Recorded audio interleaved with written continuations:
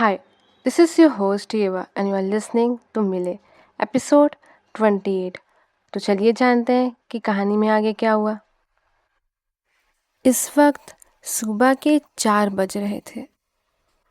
आन्या अपने बिस्तर में आराम से सो रही थी कि तभी अलार्म बजता है और अलार्म की आवाज़ सुन आन्या की नींद टूट जाती है और वो नींद भरी आंखों से पहले अलार्म को बंद करती है और फिर वापस सोने के लिए बिस्तर पर लेट जाती है। लेकिन तभी उसे कल की घटना याद आती है। त्रिशा के जाने के बाद आन्या किचन जाने के लिए अपने रूम से निकलती है कि तभी वो अपने पेरेंट्स के रूम से आती आवाज़ सुनकर रुक जाती है। अब चिंता मत करिए, एक काम करते हैं, मेरे गहने हैं ना, वो किस दिन काम आएंगे। नित्या, तुम ये क्या बोल रही हो? देखिए, फ़िलहाल इसके अलावा हमारे पास कोई और रास्ता नहीं है।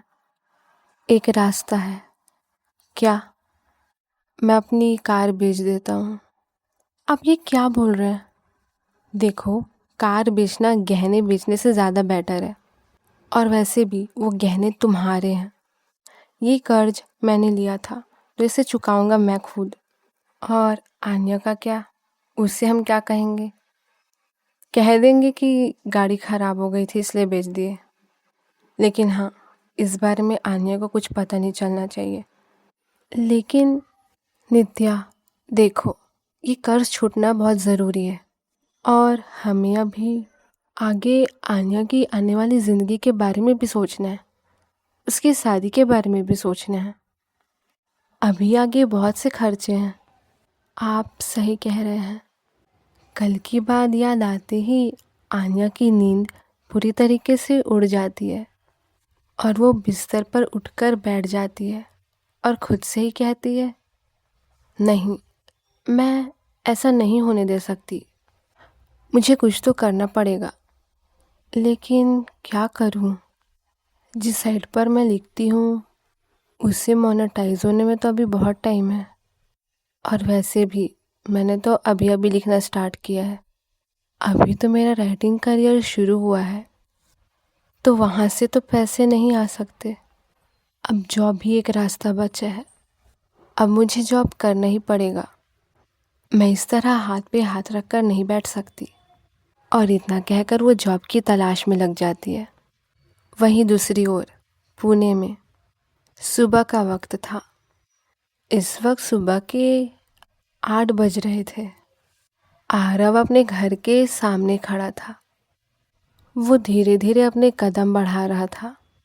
जैसे जैसे वो कदम बढ़ा रहा था उसे घर के सामने काफ़ी लोग खड़े हुए दिखते हैं। सबने सफ़ेद कपड़ा पहना हुआ था और ये देखकर आरव के दिल की धड़कन बढ़ जाती है और वो अपनी इन बढ़ती धड़कनों के साथ अपने घर में कदम रखता है और धीरे धीरे कदमों के साथ वो अंदर आता है तो देखता है कि उसके पेरेंट्स ज़मीन पर बैठे थे और उनके सामने उसके दादाजी लेटे थे और उनके फ़ोटो पर हार चढ़ा था। और अपनी आँखों के सामने ये नज़ारा देख आरव के हाथों से उसका बैग छूट जाता है। उसके आँखों से आंसुओं की धारा बहने लगती है। तब उसे उसके दादाजी की कही हुई आखिरी बात याद आती है, बेटा, क्या तुम मुझसे मिलने आ सकते हो? तब आरव अपने काम में व्यस्त था तो वो अपने दादाजी से कहता है, दादू, अभी तो पॉसिबल नहीं है, अभी तो बहुत काम है तो अभी तो नहीं आ पाऊँगा। लेकिन हाँ, अब टेंशन मत लो, नेक्स्ट मंथ पक्का मैं आपसे मिलने आऊँगा। इतना कहते ही आरव को कुछ खटकता है। आज से पहले उसके दादाजी ने इस तरह उसे आने के लिए कभी नहीं कहा था। तो वो अपने दादाजी से पूछता है, क्या हुआ दादू, सब ठीक तो है ना? कुछ हुआ है क्या? आप कैसे हो? आपकी तबीयत तो ठीक है ना?